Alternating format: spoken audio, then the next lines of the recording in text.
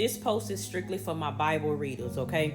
Let me show you what bare minimum and being familiar with bare minimum chaos and things that are not in order, what it looks like, okay?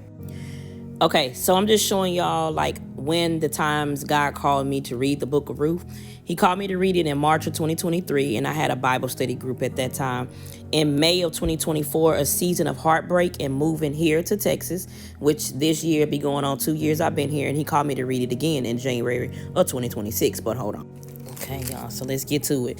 So here we go. Ruth and Naomi was together at this time, right? And Naomi, which was Ruth's mother-in-law, she asked her, will you let me go into the fields and gather fallen grain behind someone with whom I find favor? I need y'all to read that again. Will you let me go into the fields and gather fallen grain behind someone with whom I find favor? She wanted the bare minimum. She wanted the breadcrumbs, right? Because she was used to things that are not in order, things of that sort. But let me show y'all something. Now, let me take you to the beginning and let you know what was going on during this time frame that the book of Ruth was written. During the time of the judges, this was when this was written, right?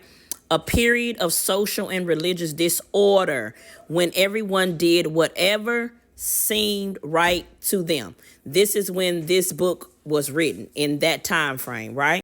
She grew up in an environment that was all over the place, right? So accepting bare minimum and breadcrumbs was normal. So let me get the fallen grain, the stuff that fall on the ground.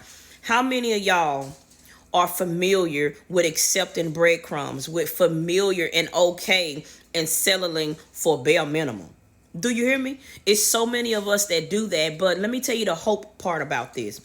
You can be that way, but don't you know favor can still be on your life to where God will still has the best for you to receive? She received the best of the best. Do y'all hear me? I hope y'all understanding me.